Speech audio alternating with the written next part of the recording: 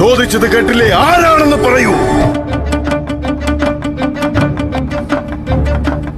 നാമാണ് ജീവഹേ, ബ്രഹ്മവും നാം തന്നെയാണ്.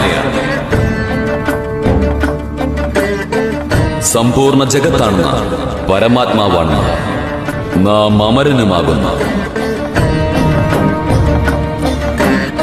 എല്ലാ വ്യക്തികളുടെയും മൃത്യുവിന് ഹേതുവും നാം തന്നെയാണ്.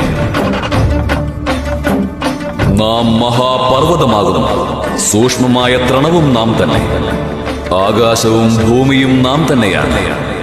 ബന്ധനവും നാം തന്നെയാണ്. മോചനവും നാം തന്നെയാണ്. ജ്ഞാനവും അജ്ഞാനവും നാം തന്നെ. പ്രകാശവും അന്ധകാരവുമാണ് നാം.